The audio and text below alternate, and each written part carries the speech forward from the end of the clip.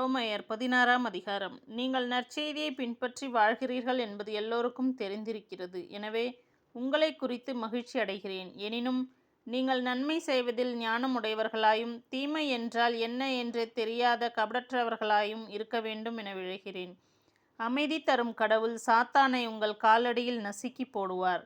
நம் ஆண்டவர் இயேசுவின் அருள் உங்களோடு இருப்பதாக.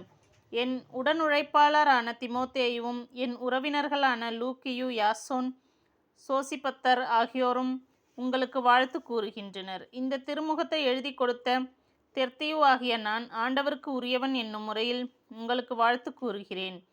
நான் தங்குவதற்கும் சபையினர் அனைவரும் ஒன்று கூடுவதற்கும் தம் வீட்டில் இடமளிக்கிற காயு உங்களுக்கு வாழ்த்து சொல்கிறார். நகரத்தின் பொருளான எரஸ்தும் நம் சகோதரனாகிய குவர்த்தும் உங்களுக்கு வாழ்த்து கூறுகின்றார்கள்.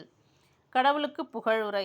இயேசு கிறிஸ்துவை பற்றி நான் பறைசாற்றும் நற்செய்திக்கு ஏற்ப வாழ கடவுள் உங்களை உறுதிப்படுத்த வல்லவர்.